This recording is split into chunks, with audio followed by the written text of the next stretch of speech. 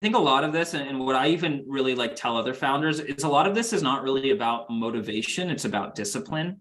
Like you can wake up one day and be really motivated and want to knock through a couple of things, and you can wake up one day and just be really exhausted and 2 cups of coffee don't do anything for you.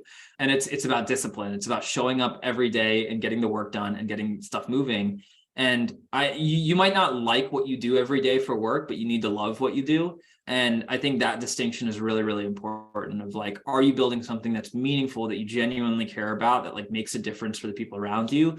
For me, it's always been about impact. How are we positively impacting people? And with Heartbeat, like what we care about is like, are we helping people build these like meaningful, lasting businesses?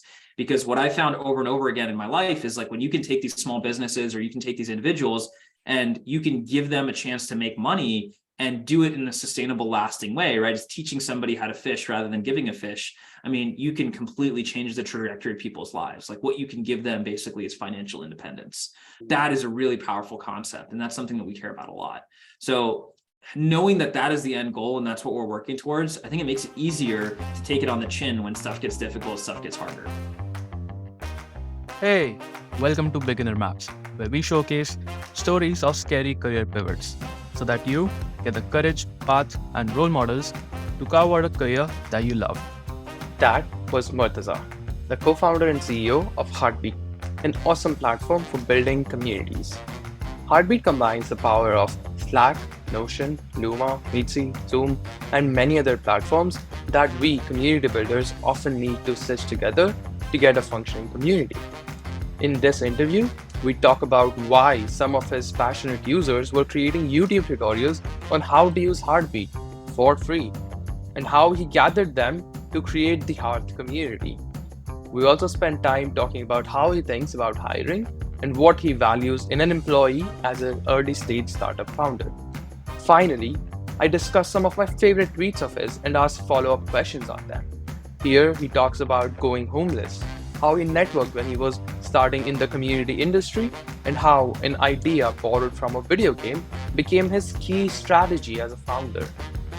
If you're a founder, aspiring founder, or just a community professional who's interested in learning how a young founder thinks, you will find this episode helpful. Enjoy. You have honestly been such an inspiration to me. I mean, you used to write a lot on Twitter, which you haven't done lately, but all of your threads, they were so real and they were so valuable. And your journey, which we'll go into in this episode, it just feels very, I don't know, it's just fire, man. Thank you, man. I appreciate that. Yeah, we were writing a lot on Twitter originally because that was like a big source of where we were finding people. Ended up finding like better and more repeatable lead sources later down the line. But it was fun because I liked writing on Twitter. One, for that exact reason of a lot of this advice was stuff that I just didn't get my first time around trying to build a company. Like people didn't tell it to me straight. They would always kind of like beat around the bush or really soften the edges and sugarcoat the stuff that they would tell me. And a lot of it was hard-won lessons that I had to learn myself. And so my hope was always like, let's help people avoid some of these battle scars and just jump to the finish line and go build the thing that they want to build. It's amazing. I love this attitude you have of giving back to others. And it really shows in how authentically your tweets come up. I appreciate that. Yeah. So I'm going to ask you to play favorites now. Do you have a favorite community that you have that is hosted on Heartbeat today? Oh, man. That is really tough. You've really put me on the spot. There's a couple of communities that I think have been just designed very, very, very thoughtfully. So one of the ones that I'll mention, so I'll mention 2 or 3. One of the ones that I'll mention is Joe Edelman's community, TOG Knowledge, and TOG stands for photography. Joe has been like a creator and writer online for years and years and years. And what I think is so powerful about his community is he's actually very, very thoughtful about who can come in the door, who can interact, and who can engage with other members of the community. It's for anybody that wants to improve their photography skills, but you have to be very serious about it. And so what I think is pretty admirable is Joe actually really heavily protects that space, make sure that if you're not really active in the community after like 6 months or 8 months, he'll reach out and be like, hey, is this still a fit? And if not, he'll go ahead and remove you. But that seems mean at face value, but what it really does is it protects the experience for everybody else that is putting in their time, is putting in their energy, because you're never going to go into a space and there's just like, dead space, there's no comments, there's nothing. It's very, very active. And then what I think is so cool is that Joe is like continually automating more and more and more within his community. Like one of the things that I think is so cool is he's got this spreadsheet of 365 photography quotes. And then he uses Zapier to take one of those, turn it into an image, like, you know, a quote image with like a nice background behind it, auto post it into Heartbeat. And now he like auto posts it onto his LinkedIn, his Instagram, his socials, like all of it. And he's created some of these like automated engagement strategies completely through Zapier and Heartbeat. So that's been really amazing. Like you can tell me more about this. Like, how do you do this? Like, can you do this in Heartbeat connected with Zapier and whatever magic is this time? Exactly. So we do have like a really robust Zapier integration, because what we found is when we were working with small businesses, there's a million and one tiny tools that you're working with. And so rather than trying to like go down the line and play whack-a-mole and do all those integrations, we said, let's invest our time in a really robust Zapier integration that will connect with all these tools. And so our Zapier integration honestly is like pretty solid. With that, what he does is he's got the Google spreadsheet, he's got a date in the spreadsheet, he's got the quote, and he's got the attribution websites and all of that. And then he basically does a lookup every morning, pulls the right quote for that date, then turns it into an image, and then does an auto post to a Heartbeat thread. And then that starts the conversation around that quote in the community. Correct. And now what I think is also beautiful is it's a photography community. So when he makes those quotes, he'll basically ask you like, hey, how does this quote make you feel? Like, you know, how do you kind of like think about this quote? But you're not allowed to write words as a response. It has to be a picture. So he like really leans into, you know, the actual photography aspect of it and actually communicating through images, which I think is really beautiful. And there's some stuff that we borrowed from there of like, a lot of the times when you are responding to threads, like that is like a lot that you're asking from your membership of like, hey, I made this post, come in and respond every day. And so like small things are just respond with a GIF, respond with a quick, you know, emoji, something like that, right? But trying to figure out like, what is the way to reduce friction, but still have a human genuine response? Because that's what creates that spontaneity in a community that makes people want to keep coming back.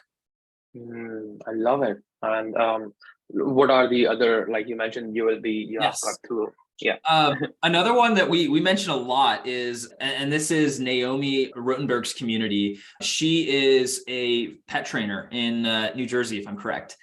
And she's built a community called the Cat and Dog Coexistence Club. And it's just like one of the coolest concepts in the world. It's for people that have cats and dogs, and their cats and dogs are fighting with each other. And it's an entire community around how do you actually train your pets? How do you actually get them to like work with each other and live happily and all of that?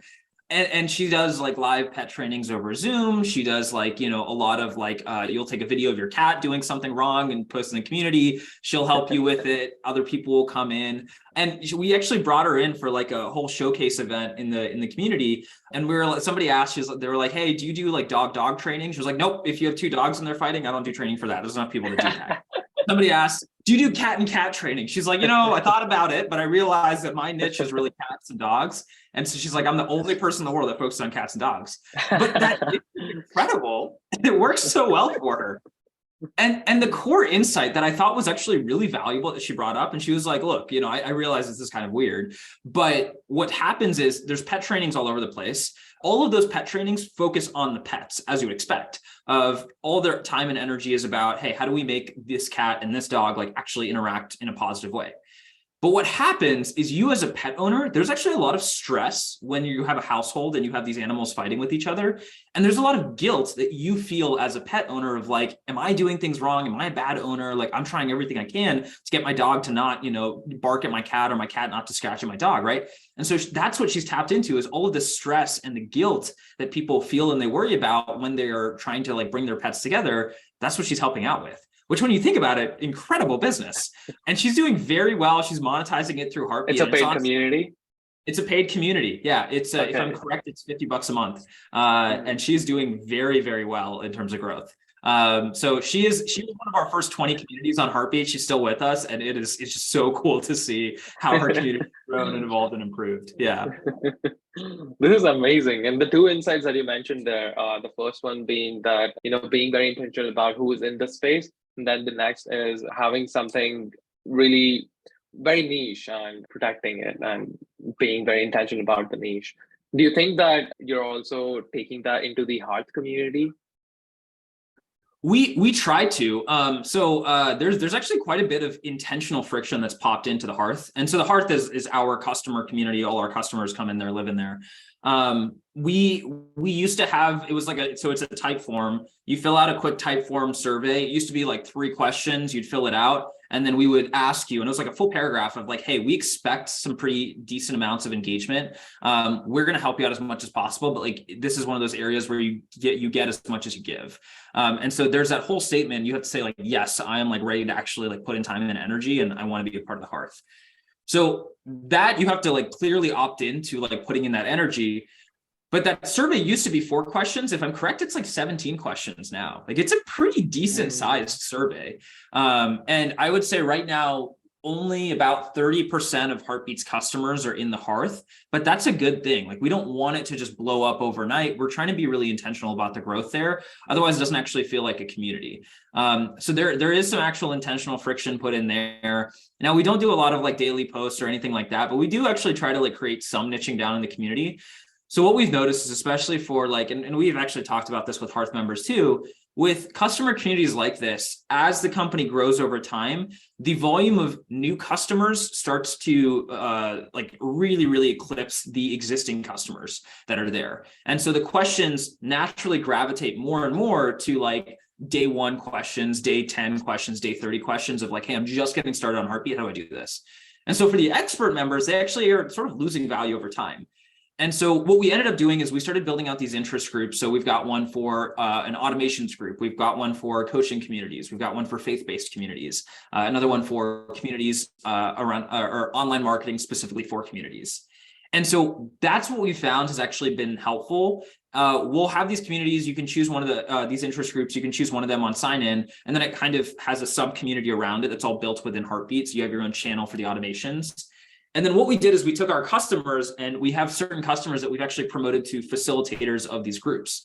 So they are the ones that are actually running these sub communities. For them, they kind of get a community in a box. We'll give them all the volume, all the activity. They can build it and create it. And for a lot of them, it funnels a little bit into their business as well, right? So the person running the automations community also has a full business and community around helping entrepreneurs like automate their tools, build better systems to actually scale off of, right? So she has done a really great job of actually facilitating and creating that automations interest group while still having it be a lead gen source for her, own paid community. But it's done in a very like thoughtful way where it's not, you don't feel like you're being forced to buy anything. It's just like, hey, this is helpful. And by the way, this also exists. I love it. And you mentioned that you're being intentional about the growth for Hearth community, and you're not trying to push and get as many people to join as possible. I want to understand, what is your motivation behind Hearth? Like, how does Hearth help the Heartbeat business? Yeah, great question. So we started the Hearth in January of last year, so January 2022. And we just crossed 1,300 members in the Hearth. So it's been a very wild ride over the last year. With that being the case, so we started off initially with just, I think, like 20 people. And originally what we started off doing was just masterminds, where we bring all these community builders in. And these were all like expert community builders, people that had been running stuff for a little while. And we said, all right, most community builders don't have a place to talk to other people that are really experienced and, knowledgeable in the space. So we'll bring them all together. They can have a mastermind where they can kind of talk through what's working, what's not working, what they're trying to improve. So we ran a couple of those. That ended up getting the initial conversation and activity going. And then over the course of the year, we had some big marketing promotions, primarily like a big promo that we did with AppSumo that brought in hundreds and thousands of customers in the door. And we're still a small team. So we are 3 people full-time right now, which is a little bit crazy for the company size. Yeah, three people full-time right now. We're servicing north of 5,000 communities. So it's the numbers do not make sense. We drink a lot of coffee. So with that giant volume, what was happening was I was in like intercom answering and closing out support tickets like 18 hours a day. Like Mayhole had to retool the whole AWS stack. The site kept crashing. We had so many people on it at the same time. And so we made all these changes and all these updates, and like at 2 a.m. one night, Mayhole and I turned to each other and we're like, this is completely unsustainable. Like we need to figure out a way to like really scale this up. And so what our initial idea was, is we'll use the Hearth and we'll just drop everybody in. and they will at least answer each other's questions, and that'll reduce the support ticket load so I can do other stuff except for answering support tickets, right? So that was the initial, it was just, we had a problem, let's see if this solves the problem. That started working. So they started answering each other's questions. But what got more interesting is then they started seeing the gaps in our own support tools, our own support documentations, and then they would make their own videos and walkthroughs and tutorials of, all the different, features of Heartbeat they thought were valuable or how you should set up a Heartbeat community. And so now, even if you go on YouTube today and you search like Heartbeat community, you're going to see a whole page of just videos and walkthroughs and tutorials from our own customers, from our own, members. Which is kind of crazy. Wait, yeah, this is crazy. This is absolutely crazy. Like, this number one suggests to me that you have very passionate customers who are willing to like record YouTube tutorials for other customers. Like, what is their motivation there? The honest answer is like, for some of them, so you're right, they are building like these entire YouTube tutorials. They'll go from anywhere from like 5 minutes to some that are like 30 minutes long. They get several thousand views, like they're doing really, really well. For some of them, they were just reviewing tools. For some of them, it was like related to their business, where like they were teaching, founders about new tools and technology that could help make their business better. And they said, all right, let's do it about Heartbeat, because this is a tool that I like and I think might blow up. For other people, honestly, it was like out of the goodness of their heart. It was like, hey, we built this community and we put time and effort and work into it, and we want to make it easier for other people to build communities in the future, right? And it wasn't even like Heartbeat specific. It was like, hey, we just want to see this world of community kind of grow. And that's actually what's been really exciting about the community space. I mean, by nature, just very like friendly and very helpful. Like, there's not a lot of super aggressive competition between two communities in the space. If you have two marketing communities that are focused on the exact same thing, they'll actually kind of work together and help each other out. Whereas, if you have two marketing communities and you have two like marketing agencies and they're trying to talk about sales process, now they start to hide stuff because they're like, oh, this is what's really working for me. I don't want this person to know this, right? So that's what I like about the community space. And I think that's just naturally how it is. But yeah, people are naturally, I think, a little bit more helpful here. And so we really wanted to tap into that. We saw them doing that already. And we were like, all right, the Hearth is more than support. Like, this is, our content creation. This is building up our marketing engine, getting our name in front of other people. And so we started doing some surveys, and this is a little bit before this is when Bree Lever came in and actually helped us run the Hearth. She runs Ember Consulting right now. I know you know her, but I sent her a Loom video at like 3 a.m. one night, and I was like, this thing is blowing up. I need your help. Like, come jump in. And next day, she jumps on my calendar. We schedule a call. We talk through it. She's like, yes, I'm in. And she was the one that architected a lot of the base of the Heartbeat or of the Hearth. So she created a lot of the foundation of what was there. And she was really thoughtful in how she surveyed people, understood what people actually need help with. And what we found was really interesting is that more people wanted help with just general community building knowledge and best practices than actually needing Heartbeat support. I think from that survey, it was like 90% of people wanted just help with building a community, and only like 40% of people wanted help actually with Heartbeat support and tech support issues.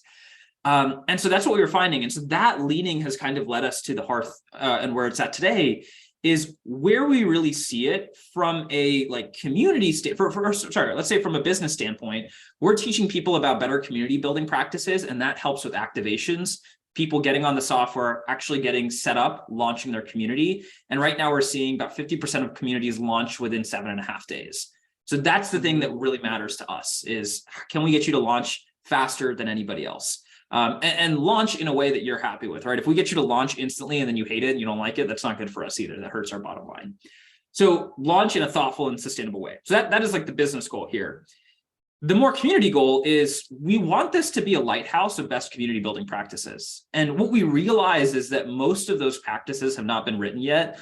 What I always tell people is we've got like 10,000 years of connecting in person, as human beings, and like 20, 30 of doing that online. So of course there's a lot of breakage. And so our job is not to be the experts. Like, I don't go around and say, I know everything about community. Instead, our job is to be like a facilitator and a shepherd of like this information and these conversations across this huge set of folks, and just creating a space where these best practices can emerge. We can share them with people quickly, test them out, see what happens, and then continue building this playbook of what great community looks like moving forward.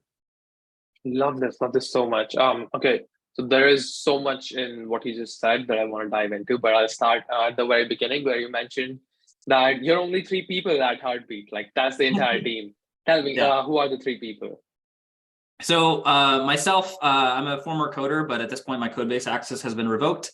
I run all things sales and growth with Heartbeat. My co-founder, who is my better half, Mehul, he runs all of the tech. So web, desktop, iOS, Android apps, all of that he's built, continues to maintain them. We are planning to grow our engineering team pretty soon, but right now he's running everything. And then we have Bianca Blanco, who runs all things Heartbeat support. So any questions that come in, any help you need, a lot of the help articles, a lot of the help guides, she's the one that built them out. And then we've got two freelancers that help us out a ton. So Katie Gelhausen, who is now the community manager for the Hearth. She's running everything in the Hearth. And then we have Chris Roach. He runs his own agency, Catalyst, but he runs all of our like paid ads and paid social growth. Okay, you're running a very lean team here, Murtaza. I have to ask you, what is the intention behind it? Because I know that from your Twitter post that you have raised money for Hearth, and typically what people do when they raise money is they build a team. But you've been very intentional about keeping the team very lean. So how are you thinking about it? Yeah, it's a good question. So I think some of this also stems from the fact that like before Heartbeat, like I ran a hiring startup for a little bit. Mehul and I did together. So we knew about what good and bad hiring practices look like generally. My thinking with a startup is you want to find just incredibly smart people. I like people with a little bit of a chip on their shoulder. And like one of our values on the Heartbeat website, this is one of the things that we really screen for, is a dedication to craft. People that want to just be the best in the world at what they do, right? That's kind of the biggest thing that we look for is like, are you constantly getting better and better at your field? And are you investing your own time? Are you just like obsessive about it? So that's kind of what we look for. And so once you find those people, they actually don't need a lot of direction. You can kind of bring them on and then they just let loose. And I think like Katie, who runs our community, is a great example of this. She actually started January 16th, so about a month ago. She's like fully running on her own. She's coming up with her own ideas. She's saying, hey, we need to implement this. These are problems. These are stuff that we need to fix and change. And we're very like ask for forgiveness, not permission kind of organization. So there's just changes and improvements that'll roll out, and I'll check in and I'll see at the same time like customers do, and I'll be like, this is amazing. This is great. So that's kind of like the mentality of like finding those people is the best thing that you can do, because now you're not really spending all this time with people management. Now your whole job is just how do I empower them, give them all the resources they need, and then remove roadblocks out of their way. I don't have to like handhold them and teach them how to do their job. Finding those people is incredibly difficult. So that tends to be the bigger bottleneck of if we find people that really meet those standards, then yes, we absolutely want to work with them. But finding them is really tough. And sometimes you find them, but it's like they're just not a fit for this industry for whatever reason, or they're not a fit for like this specific type of sales that we do, right? So we'll find people that are amazing at enterprise sales, but we're not really doing enterprise sales. So just making sure that like all those skill sets match and the stars kind of align. So I think that's kind of the hard part. What I've found is that when you hire somebody that does require a lot of that handholding, I think if you're at a larger company where you have a lot of these resources, best practices built out and all of that, then it's great. You can support them, help them become a leader within the organization. But with a startup where you're basically like always short on time, always short on money, always short on everything, you just don't have the time to like really thoughtfully train people. And so I kind of even am upfront of like, Heartbeat would be a pretty bad like first job for most people. Like your manager is not going to have the time to teach you that much. You're not going to have the time to like jump on a call every single hour of the day, right? Like you kind of have to, you get thrown to the wolves and you kind of have to fend for yourself a little bit. Some people love that and some people don't, but that's sort of like our like larger mentality around hiring and growing the team. That makes sense. It reminds me of 37 Signals philosophy from Jason Fried and DHH of hiring managers of one. And that's what I feel like you're trying to do here.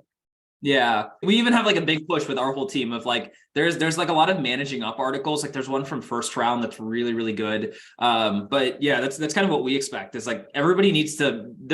I don't manage them; they tend to manage me, which is like the dream scenario. I love it. And what's your process for identifying these people? Let's see, do you have any roles that you're looking for right now?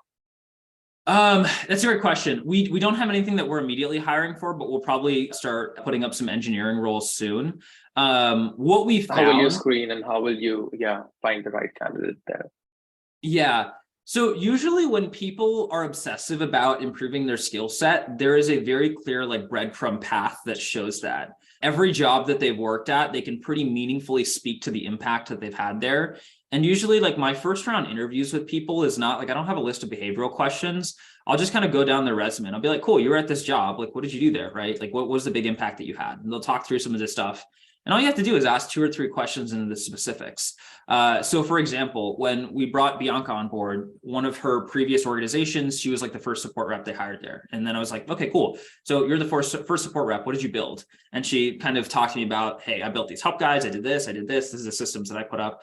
Okay, cool. Out of that, like how much were the founders helping you do it versus how much did you have to go and figure out on your own, right? And then she'll answer that question. Cool. And then what was the result? Were people actually reading these articles? Like what were the view counts on these? And then give me some like, what was like the anecdotal evidence that this was working? What was the actual like qualitative, like or quantitative evidence, sorry, that this was working, right? And when you start asking these specific questions, it's really hard to BS them. Either you have an answer for them or you don't, right? And so once you just start really meaningfully asking people, all right, you worked at these 3 organizations in the last 5-6 years, what'd you do there? And you really dig in, right? So don't just accept the first answer. After the first answer, ask a couple details, ask a couple follow-up questions. If somebody's honest about it, it'll very clearly show. If they're trying to take credit for other people's work or they're trying to take credit for stuff that like a team of 10 people did, then oftentimes like it'll be really obvious too. They just won't know the details. They won't know the specifics of a lot of the stuff that they worked on. So that's honestly one of the main filters that we find that's really helpful. 2, when people are excited about a topic, they have this infectious energy as soon as they start talking about it. You see it in their whole demeanor, their eyes, their face lights up, everything gets excited. And you can be on a call with somebody and the 20 minutes of it is just boilerplate basic questions. And then you get them talking about the thing that they care about and it's just snaps. That's the thing that we kind of look for is like, when do you get that spark in your eye when you start talking about stuff and you just like, you can't stop. So that's kind of the other thing that we look for a little bit too. That one's harder to find, but like, you really know it when you see it. So we do that. And then obviously we do kind of like the standard, like for technical roles, we do have like a technical coding challenge. We do have sales challenges for sales roles. For support, we did actually have some support challenges of just like, hey, how do you respond to angry customers? How do you respond to angry notes that Bianca did when she joined? So we do all of the basic stuff, but really going through the resume and understanding where was your impact, really looking for that dedication to craft. Those are the 2 things that we really make the most difference when you're hiring for us at Heartbeat. This makes a lot of sense. And as someone who wants to work in the very early stages of startup, I think this is very common across any super early stage startup. So from the listener's perspective, I'm sure like this is, it helps to understand how the other side is thinking about the process. So thank you for sharing this. Yeah, absolutely. Okay. What is the work that you do at Heartbeat in a team of 3? You said it's sales and growth, but what does it look like on a day-to-day basis?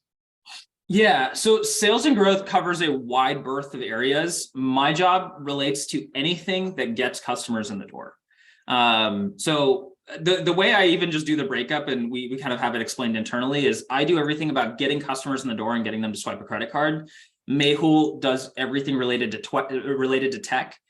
Bianca owns customer experience, so everything that happens after you've swiped a credit card. So with that, we get the full life cycle of everything. Obviously, there's a lot that falls into there, but that's kind of how we break up the company. And then obviously there's some crossover here and there, but that's largely it. My day-to-day, it really depends. If we're doing fundraising, then my calendar is all fundraising meetings. If general day, I would say like when we're like out of fundraising mode and we're just like, kind of operating and growing, Mondays tend to be more of like my strategy days. It's working with, we do our weekly team meetings there. That's when we go over just kind of like, hey, what happened over the last week? We review any new product mocks, just understand like product decisions that we're making. And that's usually when I'm planning out like, what is my like clear focus for this week? And that's generally what I try to do, is have a very obvious focus. Most of the time it's like a specific revenue goal that we're trying to hit by the end of the week. Sometimes it's like, hey, we have this big customer and we need to like close this deal by the end of the week. But what I try to do is have a one-track mind and say, all right, I need to pick one thing where we know if we get this thing done, even if everything else doesn't happen, we're fine. And if we do 12 other things, but this one thing doesn't get done, we're not in the right place. And usually once you like dig into like what you're actually working on, there's quite a few of those that exist. So you can pick one of those and know that like, hey, if I can, make this hire, if I can make this, sale, if we can upgrade this contract, then we're on the right path. So I try to one-track mind it. Monday is usually when I'll be able to like determine and make that focus. Usually during the week, I'm taking a couple sales meetings. So my meeting heavy days are usually Wednesday, Thursday, and Friday. Monday and Tuesday are a lot more like focused work, just like whatever needs to get done. If we need to write content, if we need to update guides, if we need to just like improve the way that we're communicating with our customers, usually that'll happen Monday, Tuesday. And then Wednesday, Thursday, Friday, a lot of sales meetings, and we do a lot of onboarding calls with existing customers. And that's actually incredibly helpful for me because it allows, even with the volume of customers that we have, I still like to do one-on-one calls with a lot of them because it allows us to understand like, what is the onboarding friction? What are the things that they're running into? What are the hurdles that they're seeing? We mostly do those with new customers, but every so often we'll have like existing customers, somebody that's been with us for 3 months, 6 months. And that's helpful too, because they can write that feedback in on a form, but nothing really beats like actually hearing it in person from the people that are there. So that helps quite a bit. And that kind of tunes our product sense to understand like what are the next things that we need to work on. Saturdays and Sundays I usually just used for sending email, all the like work that I need to do while receiving no other emails, stuff that I really need to focus on. So that's kind of like what the general week looks like, is it's mostly sales calls and meetings, and a little bit of focus work. The focus work usually tends to be writing copy, creating documents, creating information for stuff that we need to interact with customers for. Okay, I have a question about what you said a bit earlier about having a one-track mind and how you have this process where when you set one goal and you're like, if we meet this goal, it doesn't matter if we don't get the other 10 things done. I have heard this before and I've tried to implement it with my own life before, but what I found is I run into two problems. The first one is that it can be incredibly difficult to find that one thing that is just so important that everything else can just fall in the background. And then the second thing that often happens is that if I'm done with that one thing and I somehow, my brain cannot chill. It's like, but you still have all of this laundry list of items that you have to go through. What are you doing? You're wasting your time. Do you face any of these yourself? Yeah, that's a great question. So I think as you do it more and more, you get a better feel for what is that one thing to pick. But in all honesty, you're never going to be 100% perfect at it. Like there will always be weeks where you do you pick the one thing, you do it, and you get to the end of the week and you realize that probably wasn't the one thing to focus on. It happens. Yeah. But so what do you do in those weeks? Like, does it bum you out or? I mean, it happens and you're like, all right, you take it on the chin. You're like, well, now we know not to do this. We've learned another way not to do it. So you kind of just like take it in stride and you say, all right, for the next week, all right, let's just plan a little bit better and try and see if we make it. But over time, what tends to happen is you get it wrong less and less. And even the things that you do get wrong, it's not like, all right, it was an absolute waste of time. It was like, all right, maybe 20% a waste of time or like 30% a waste of time, right? So it's never black and white of like, this thing just wasn't worth doing. So that's the one thing that I'll say. It also helps that like, I have a co-founder that is very like strategic minded. So we did the whole like Clifton Strengths Finder test. I actually really like this to figure out like, what are the things that we're really good at? My strength is I have in air quotes an achiever strength, which means I'll make a to-do list, bunch of check boxes, and I will come hell or high water, get every checkbox checked off on that list, but I won't do the work to understand, does that checkbox actually deserve to be on the list? So that is my like superpower, but also my weakness. Mehul is the exact opposite, where what he is incredibly good at is strategic thinking, really digging deep and understanding, hey, like, is this the right path to go down? But obviously the fallback to that is if you don't fine tune that strength, then you spend way too much time over analyzing and less time doing. Now, I think we've both gotten pretty diligent in like actually tuning those strengths, but as the startup gets bigger and bigger, it gets harder and harder to do that. And so it really helps to have him balancing out the way that I think, because he can be really strategic, offer insight. And so usually during our one-on-ones is when he'll help me like kind of figure out and determine what is the thing to get done. Because we know as soon as me, Murtaza, like I make the decision of like, this is the thing for this week, it's going to get done, right? Like no matter what. but just making sure that that's the right thing. And so that's what he's really like helped me out a lot on. But I think doing it with a partner and then just, analyzing your decisions after the week and just being like, was this actually the correct thing to do or not? And then learning from it and trying to do it better the next week, I think helps out quite a bit. We used to do this more on a monthly basis. Now it's started getting down to like a week, sometimes 2-week sprints. But what it does is now you sprint towards the goal. As soon as you hit the goal, that doesn't mean you stop running, but now you can go to like a little bit of a jog, right? Like you can take it a little bit easier, because if you're constantly sprinting, you're just going to burn yourself out. So you sprint to the goal, hit the goal. Now you can jog it out for the rest of the week. Next week, you sprint to the goal, jog it out after that, right? So that's kind of the way that I think about it in my head. I love this. And I love how complementary you and Mehul are with your skill set there. Yeah, we got really lucky there. We're the exact opposite people. It's so funny. And even when we bring on new team members to Heartbeat, that's what we tell them is like, all right, you've met me and you've talked to me a lot. Let me just prepare you for this. Like Mehul is the exact opposite human being. Yeah, this is incredible. Yeah, it's I used to make fun of him about investor calls. Like I'll get tired and I'll be like, I'll need to like leave I'll have like a long day of work and I'll be like, all right, cool. I need to like chill out. I'm going to put on The Office, or I'm going to go watch a TV show or something like that. Mehul will take a break from his intense computational mathematic, related work, and he'll go play speed chess online.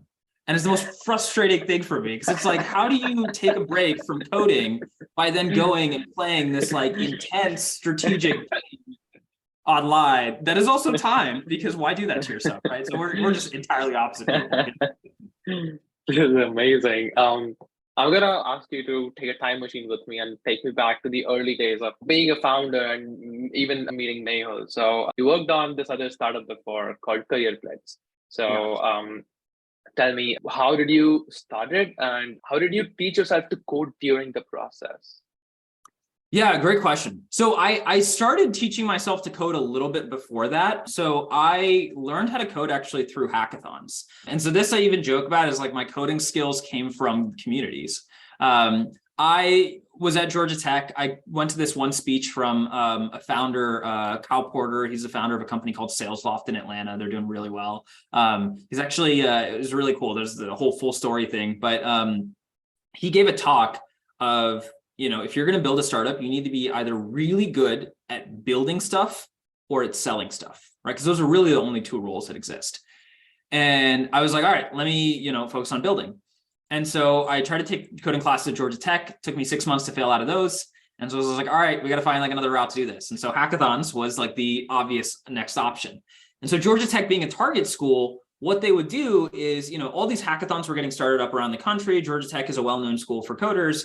They would send a bus and just pick up students, and they would take it to, all these other hackathons across the country. And they didn't check, right? They didn't look at your student ID or anything and say like, oh, you're a computer science student. You just jump on the bus. That's it. And so for a year, all I did, doesn't matter if I had a test on Monday, if I had assignments due, whatever, every single weekend, my mentality was just jump on the damn bus. Like, don't think about it, just get on the bus. And I would do that. And I did that for about a year. And that's how I got good enough to be dangerous at coding, because people would just take pity on me at these hackathons. They'd teach me a line here or there. They teach me basic stuff. And I'd pick up how these frameworks worked, how these languages actually worked. And so that was really like my intro to it. So I did that. And then when we wanted to build the initial version of Career Blitz, originally what we were actually building was a job board where you could one-click apply. It would send out all your applications at once. And you could basically send out like 100 job applications in like 15 minutes. And I think there's actually like a YouTube video online of me doing it. So we wanted to build that. I kind of convinced, and this was actually not Mehul, I convinced my roommate at the time, and I said, hey, let's go build this together. He had a CS degree. And what we would do is we'd show up at a lecture hall and we just code, 50-50. I said 50-50, but honestly, I was like putting in twice the hours just to keep up with this guy. We would go to like a lecture hall. I would buy like a pizza for both of us, and then we just code. And we started off saying, hey, we'll do 2 hours. It ends up being like 8 hours. And then we're like, all right. And this is like on a Friday night. And so we're like, all right, cool. This was fun. You want to meet back here next week? It was like, yeah, okay, cool. And then that just happened more and more. And then we started doing stuff in the in-between time, right? Things ended up not working out with that person, but after that, like I ended up finding Mehul. We actually like met just randomly at like a Meet Your Co-Founder event at Georgia Tech. It's really funny that worked. But that's where we met. Yeah. That was a very successful media co-founder event. Exactly, right. And now like the organization that runs that, they like constantly tout that story of like, wow, look at these two people that met. It's That's amazing. Okay, so you mentioned something that we've all heard of before, that at a startup you can only do two things: build or sell. So you started out trying to be a builder, but now you're more of a seller. Tell me how that transition happened, and how did you realize that you are a better seller than you are a builder? Yeah, great question. I saw what great builders looked like. That was the honest answer. Is as I was building more and more, I got exposed to people that actually really knew what they were doing. And like, I think Mayhole is like an easy example of like, I used to like think like this whole like 10x engineer stuff was like BS. Now I don't. Now I look at it and I'm like, yeah, there's like, that's like a 100x engineer right there.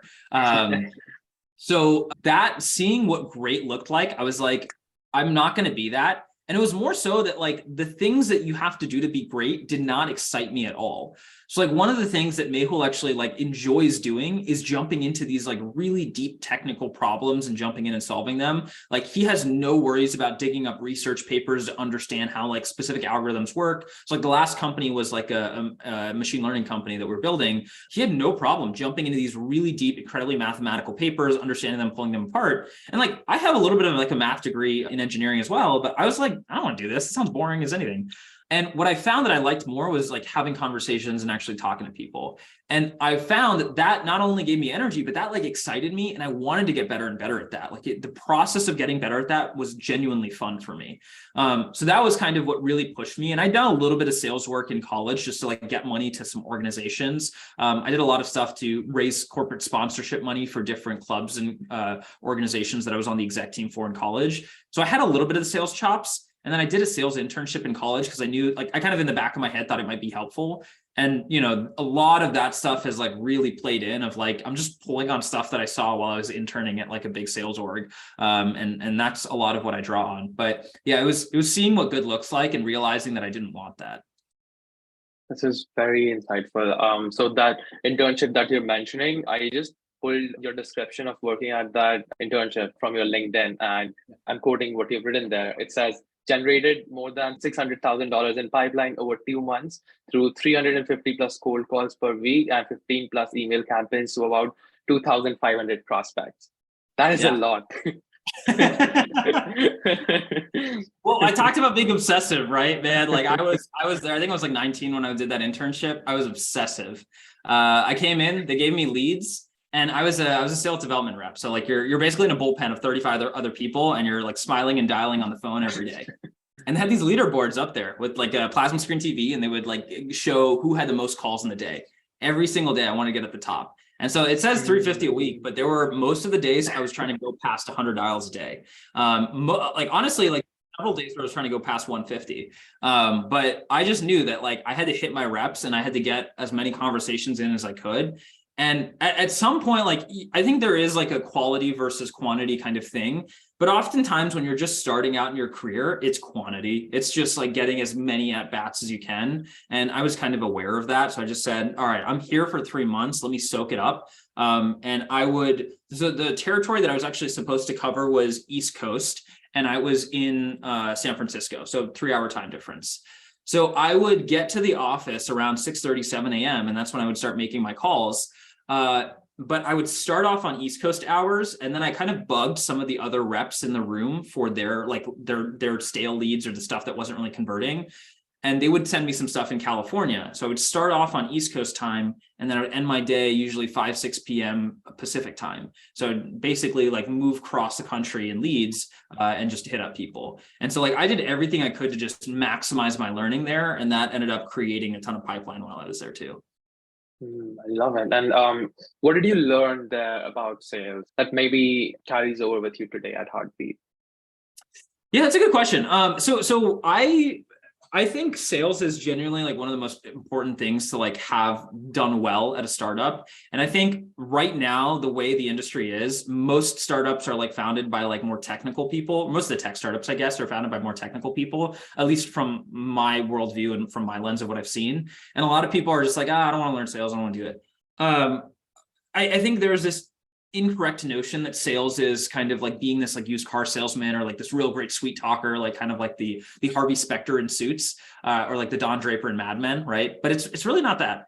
Sales is very, very process oriented. It's how many leads get in the door. Out of that, how many people actually want to take a meeting? Out of that, how many people take a second meeting? Out of that, how many people convert? And it is tweaking every inch of that pipeline to figure out, all right, only 25% of my leads take a meeting. Is there a way for me to get that to 35? Is there a way to get that to 40%? All right, out of my first meetings, only 30% are turning into second meetings. What do I need to do to get that to 50% turning into second meetings, right? And it's tweaking these pipelines, and it's the math and the numbers behind the process that really make it valuable. And you can be as smooth talking as you want to on a sales call, but if you don't have any repeatability in that, you're not going to build a large sales organization. You're not going to be able to scale that past yourself. And so that's really what I think about more than anything is like, how are we fine-tuning the process?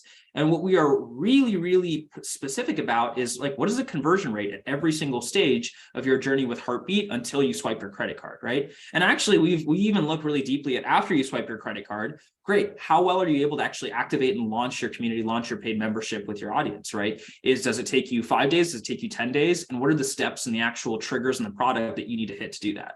So that's the thing that I think people get wrong about sales. It's actually very, very process oriented. And the best sales leaders are doing exactly that. And in fact, the top seller while I was there at Pure Storage, the place that I did my sales internship at, it wasn't somebody that was like a loud talker and like smooth and suave and all that. Super quiet guy, very, very reserved, like very, very like clearly introverted. And when he was on the phone, it was like always like kind of a quiet voice, a little bit hushed, things like that. Best seller, best numbers, and by a mile too. So yeah, I think that's the big thing. And if there how can you do that? Sorry to interrupt, but I consider myself an introvert and I am super afraid of sales. I'm like, I do not know how to talk to people, but what did this guy do that made him a better salesman than the others? It's how he structured the conversation, how he approached the conversation. So he'd go in the door, build rapport very fast. And there's usually some like easy ways to do that, right? So you can do that location based. Like there's like the common sales techniques, which is, hey, how's the weather over there? Like, oh, look at that sports team. Look at this, right? Those are kind of lazy, if I'm being honest with you. There's some more like thoughtful stuff where you can like ask a little bit about the organization, but he would also like, he would kind of like ask some quick questions. Hey, I'm so-and-so, his name was Matt. So I'm Matt from Pure Storage. This is what we do. Do you have 5 minutes to talk? Person would be like, yes, no. And then he would be like, okay, cool. I saw this about your organization. We had this in our notes that, when somebody reached out to you earlier, when you signed up for this thing on our website, this is what we're doing. I want to understand your business. And so there's some easy like sales acronyms like budget, authority, need, and timeline. It's called BANT. He would go through those very, very quickly, and he would just ask the right questions to understand, does this person actually have the authority to like make the decision on pulling the trigger here? Do they have the budget to pay for this stuff? Are they running into problems with their existing infrastructure? And then what would actually be the timeline for them to implement? And he was very thoughtful. He had 8 different ways to ask every one of those questions. So if he asked once and he got a weird answer, or he got kind of a dismissal, he would ask again in a different way. He would get through all those very quickly, be able to have all the information that he needed, set a meeting, and then get that to his account executives and get them, to be able to go out and close it. So it was, again, him being process oriented. There's a difference between being shy and being introverted. He was introverted, but he was not shy. He would ask the question and he would wait for the response. And honestly, that's part of sales. Sometimes you just ask the question, you just have to shut the hell up and just wait for the response. So it's usually that of just understanding what is the right question to ask at the right time. What is the information you need to move the conversation forward, hitting all those bullet points, and then getting to the final close of like, hey, can we set a meeting for next week? A lot of these phone calls, if you're doing like quick dials like this, your job is not to get the sale right on the call, it's to get to the next meeting. So it's like, all right, what does it take to get us to the next meeting? What do I need to figure out and confirm on this call to get a yes on that last question? Love it. I'm going to be listening back to it again and again to get better at craft of sales, because I really do want to get better at it. And when you said that, like, it is possible to be good at sales even as an introvert, that is not what I had in mind. Yeah, the best book I've ever read on this is Founding Sales by Pete Kazanji. I love it because Pete is actually a pretty technical guy. He's not like a coder or anything like that, but he understands product very well. And he's not a salesperson. He wasn't like a natural seller. And he had to figure it out for his company. Now he runs a company called Atrium, which, if I'm correct, does like sales analytics on the back end. Trying to be like the mix panel for your Salesforce data. But his book makes it so approachable and understandable of how to actually go out and become a great seller when that's never been your background. You never learned it in college, like you never picked it up anywhere. So foundingsales.com is the website. And I think the ebook is completely for free on there. Yeah. Thank you for recommending that. I am definitely going to get it to my read list. Yeah. That's one of the most common books I recommend to founders, Founding Sales. Love it. Okay, now I want to move to a different segment. And as I was mentioning before, you wrote some really amazing Twitter threads a few months ago. And I want to dissect a few of them that I really liked. And I've got some follow-up questions on them. So the first one, there is your pin tweet on your profile. It goes as, over the past 4 years, I built a startup, became homeless, lost $2 million in all our customers, started Heartbeat Chat, built a team, new product, and raised 100K in 6 months. That is amazing. So that is like a movie. So yeah, go ahead. No, I was just saying I appreciate it. Yeah, it's been quite an up and down journey. Yeah, it has. Yeah. Tell me about the downs. I mean, you mentioned that you went homeless. What was that? Yeah, so I basically had somebody that I was working with who like stole 5K from us, and then we just didn't have any money. So I had less than 1,000 in my bank account as I was graduating college, and I was like, I want to continue working on the startup that we're building, and so I just said I had a little bit of money. I ended up getting a small apartment in a not great place in Atlanta for like $400 a month. Turns out the reason it was so cheap is because it had fleas and it had roaches. So I lived there for about a month and I was like, I can't do this. I've got some break point on my own sanity. And so I ended up living in my car after that. I crashed on a couch for a friend for a little bit. And then at one point there were some friends in like a dorm room near Georgia Tech's campus that I was like, I know if I go stay on this couch, they're too nice to tell me no. And so I just walked in and I stayed on that couch and I stayed there for like another month. And I would just like come in and kind of like finagle my way in, get up there. They let me take a shower. They let me work there. And there was a co-working space near Tech's campus as well called Tech Square Labs, since closed, I think. But they used to have a panini press with bread and cheese, so you can make grilled cheese sandwiches. And then they would have cereal. And so it was like grilled cheese sandwiches, cereal. I would get oatmeal. I would get ramen. That was my diet for a good like 3 months until we ended up bringing in our first angel check of about 100K. And then that allowed me to get some money in and like get an apartment and all that. But I don't have like a great reason of why I did it. I think a lot of people like look for that and ask for that. The real reason is like we were building something meaningful and I really cared about it and I wanted to see it to the end. And it was a little bit of that, just like obsessive personality is like, we knew we were doing something meaningful. We knew that like, if we built a better job platform, we were going to help a lot of people. And that impact is really what drove us. And we were seeing the impact. We were seeing people get jobs. We were seeing, and when you get a job, especially when you're like early career and right out of college, like it is such a big piece of your identity and your self-confidence and your view of self-worth of, you know, if you can't get a job, often people tie that to, you know, their worth as a person, right? And so you see people that lose jobs and of course they're incredibly depressed and it makes sense why. So we wanted to really impact that, right? So that was kind of the driving force, but that's what got me through it is like, hey, we're building something that really matters. And then ended up bringing in like a small angel check of 100K, ended up just growing and scaling. We ended up building the company. So we went through quite a few pivots with the first company. And where we ended up landing was an AI platform that actually plugs into your backend systems, analyzes who the great engineer looks like for Intel, for Cisco, right? What is a full stack engineer there versus other companies? And then we would help you make those hires and layer that on top of searches.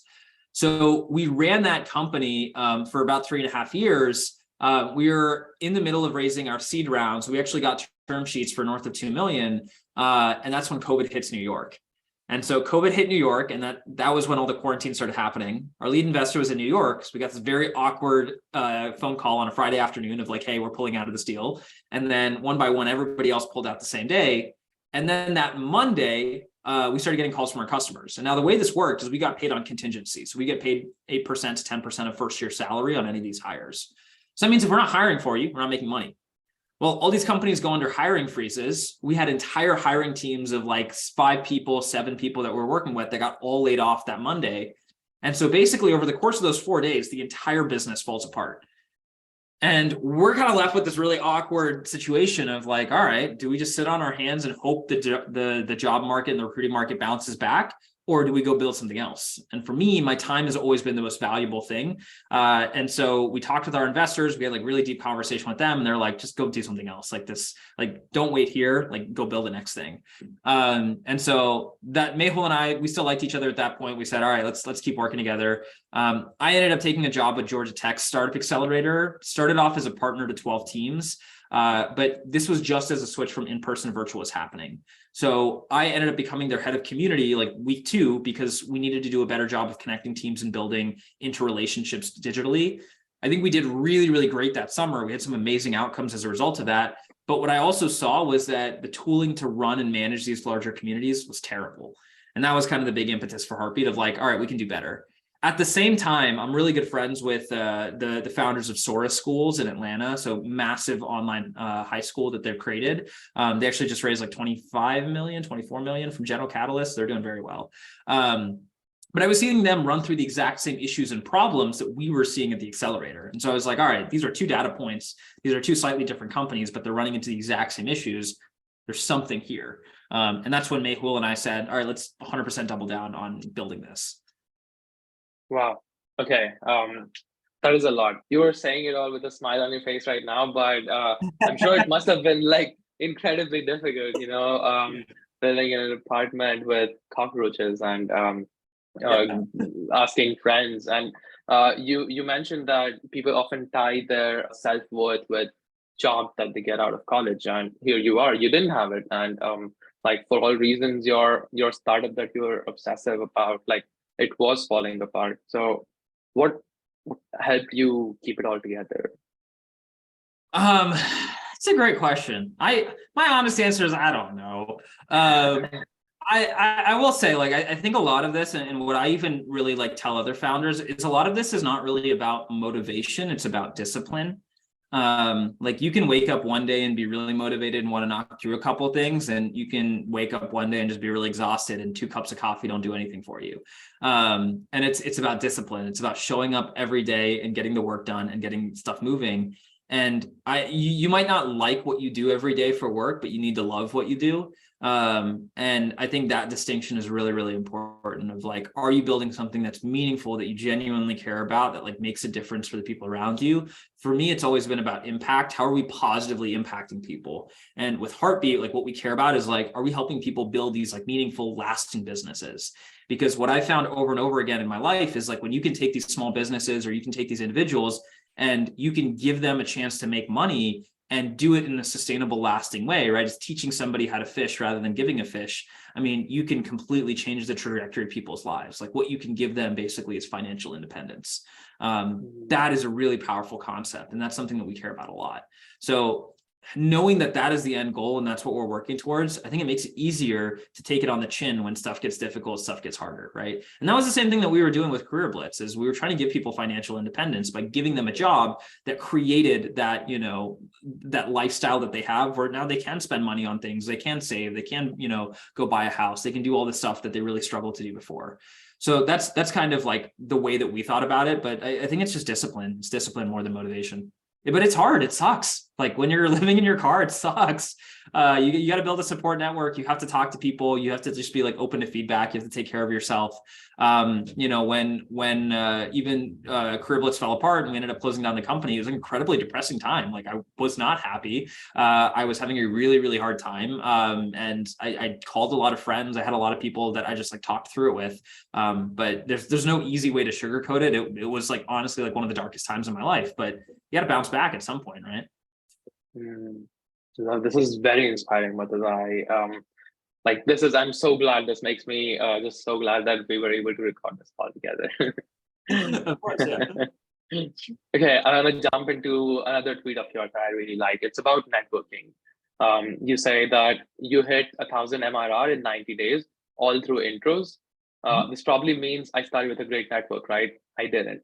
And then you talk about how you networked and your networking process of growing your network as you were building Heartbeat, in an industry where you didn't know people, that is the community industry. So my question over there is, like, you did a few things to keep your network warm, and one of them was monthly updates. Tell me about that. Yeah, so we don't do this anymore, and we probably should. But what we used to do is we used to have a monthly update list of just everything that we were working on at Heartbeat, and we were very, very transparent about it. And we didn't like overthink what should and shouldn't be in there. We just said we're just going to drop in everything because we need to evangelize people around us. And so every single person I would have a conversation with about Heartbeat, the last thing I would talk about is like, hey, we've got a monthly updates list. Would you like to be added to it, right? And what that does is it now allows you to actually create a little bit of momentum around this, because every change you make, every improvement you push, every like new win you you now have 10 people, 20 people, 50 people, 100 people that you can start sharing that with.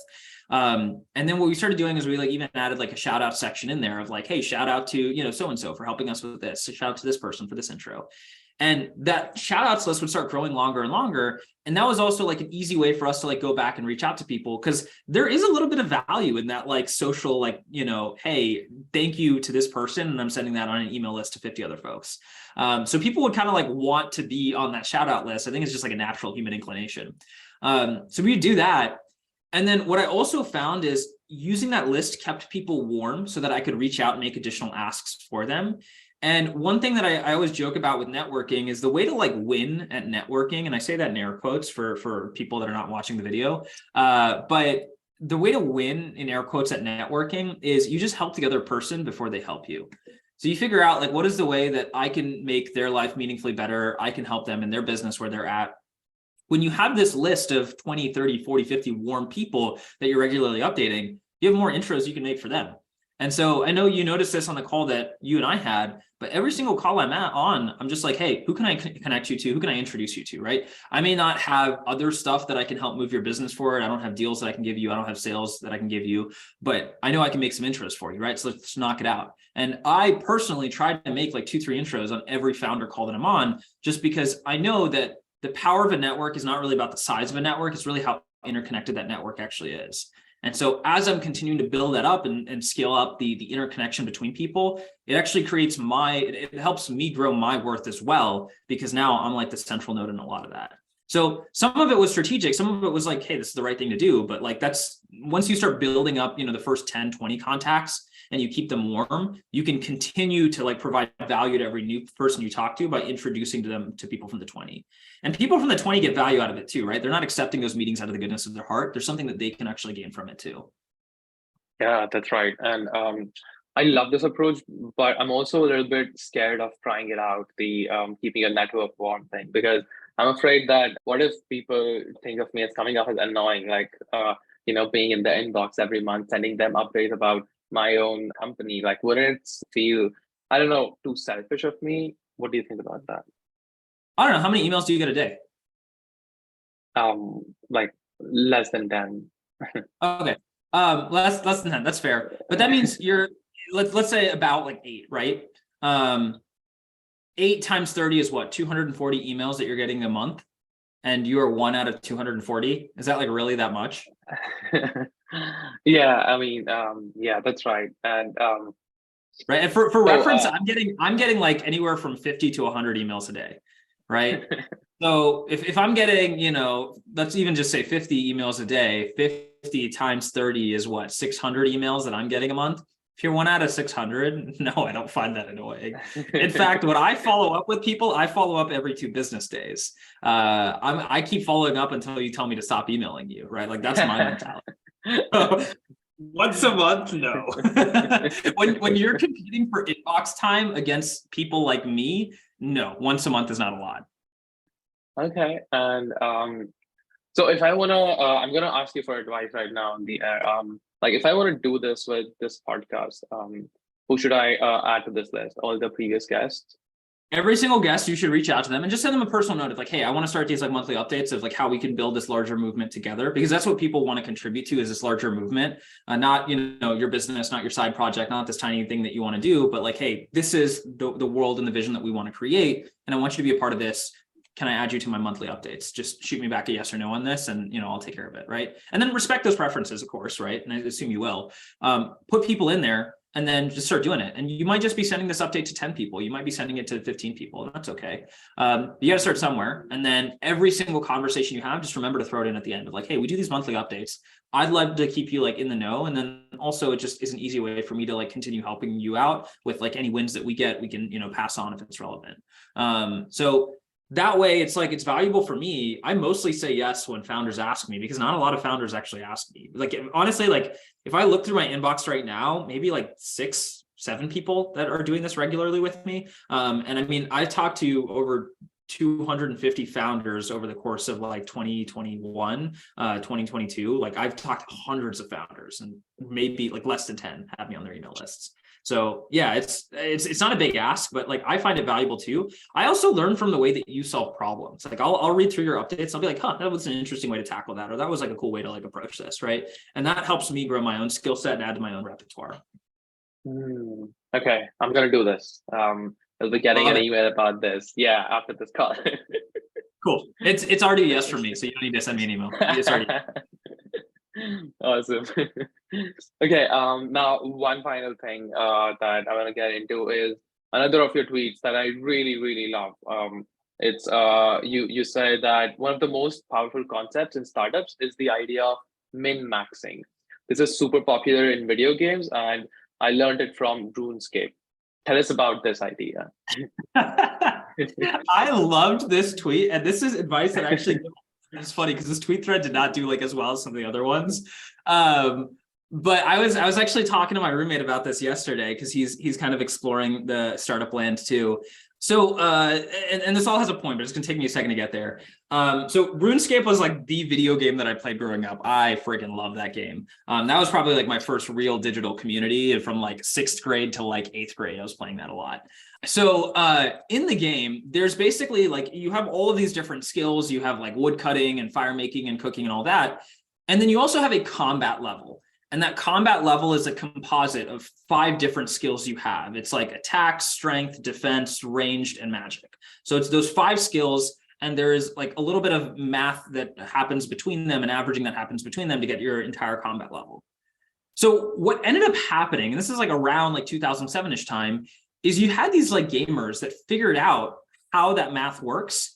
And they realized that you could, out of those levels, you could take just one of them, and you could take like your archery, and you could level that up to 99, but you would leave all your other skills at level 1. And so now your composite combat level was like 30 or 40, but your archery was like level 99. So you go into these fights and you would hit like a truck. I mean, you would like 1-shot, 2-shot people, and you would just like go around like killing everybody. And it was just like so nutty to me how people like gamed the mathematics behind this thing, right? But that became like a really powerful concept for me moving forward in just anything that I did. And so I think about that same thing in startups, is understanding like, what is the thing that you are really good at, and how do you continue to double down, triple down, quadruple down on that thing? And so for Heartbeat, what we are incredibly good at is product. That is like the one thing our team is just amazing at. Like there's things that we're not good at. Like I don't think we're that great at marketing compared to some other folks. There are, like other just like even more like community-led stuff that I don't think we're perfect at. There's like even just like general, like I don't think we're as great at fundraising as some other teams, right? But product we can do incredibly well. And so everything that you see about how Heartbeat is built is very product led. The reason why we win sales versus other folks is always product. That's the thing that we just consistently like just keep doubling down on, and ignore all the stuff that we're bad at, and just keep trying to get better and better and better at product. For me personally, as a human being, what I'm really great at is one-on-one conversations, and honestly, especially over Zoom, because I've done it so much, but having a one-on-one conversation and building a meaningful relationship over the time span of 20, 30 minutes. That's what I'm really good at. Now, we're a company that serves mostly SMBs. And so with like 5,000 customers, like we don't have the ability to like do one-on-ones with every single customer. But like we talked about my schedule earlier, like my schedule, I still do actually a lot of like one-on-one 30-minute calls with people. But what we also started doing is taking that one-on-one-ness of like me and trying to figure out how that scaled. And so what we started doing is we ran group demos of like 12 people, 13 people in a call all together. We'd get them started on Heartbeat.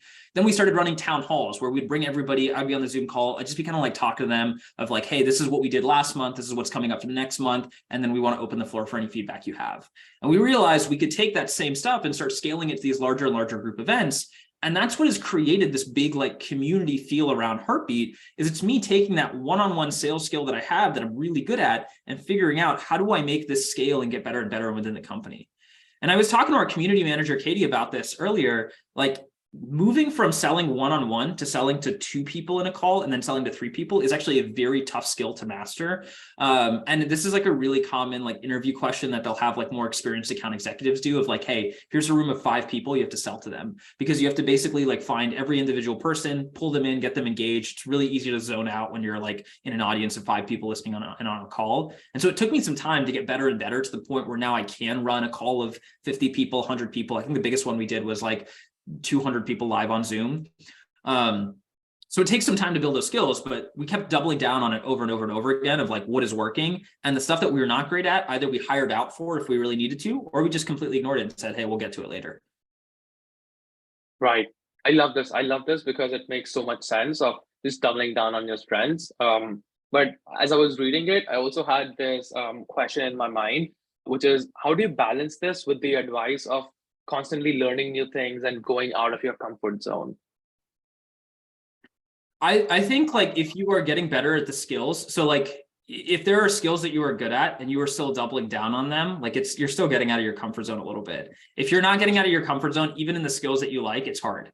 So like one example is trying to think. Yeah, actually that one sales call that we did with, we did a huge group demo because we were doing this through like a larger campaign with AppSumo. And so they brought a lot of people onto the calls. This call had about 200 people on it. I've never done a demo with 200 people. That is nerve wracking. Like that is kind of terrifying, right? But it's still doubling down on my strengths, right? But it's just going a lot further than I expected ever having to go into that strength, right? If you told me when I was 19 that I would be like doing Zoom demos to 200 people, I'd be like, yeah, never. But that's kind of what I think is important. When it comes to like even product, right? What does doubling down on product actually mean? And what does it look like when it starts getting scary? When it starts getting scary, that's saying no to people. That's understanding what are the features you don't build and you don't develop because either one, not enough people are asking for it, or people are asking for it, but not willing to pay more. And as like a small startup, you have to prioritize the revenue generating features, or saying no, because yeah, we can build it today, but the maintenance for that is going to be a complete nightmare. And we just can't afford continuing to maintain that. Right. So it's understanding, all right, how and when do I say no? How do I phrase that and formulate that to customers and make them understand that like, even though we're telling them no to their face, we're trying to do this for their best interest. And even kind of like explaining that every time I say no, what that means is when I say yes, it really does mean something.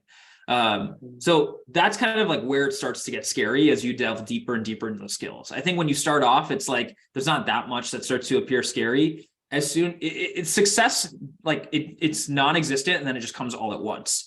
And so that comes all at once nature is when you start getting really, really worried about like, yeah, I'm delving down the skill, but like now we're getting into territory that is a little bit nerve-wracking. This is so mind-blowing. And you need to resume your writing on Twitter. I appreciate it. I gotta find the time. We're trying to hire a little bit more to create some time in my schedule. I hear about those founders that have like an 8-hour block to just write in the week, and I'm like so jealous of them. Yeah. For sure. I mean, like I'm super curious to, just learn what has Murtaza learned over the past year that he has not been tweeting, and what am I missing out? I've got like this real FOMO. So you definitely need to resume. I love it. I appreciate it. I appreciate your time, Murtaza. We're almost at time, so I'm gonna just end the interview now, even though I have a lot more questions. But this was an awesome conversation. This will be super helpful for me personally, as well as all the listeners who want to start their own communities, their own businesses someday. So thank you so much for taking the time. Of course. Thank you for having me.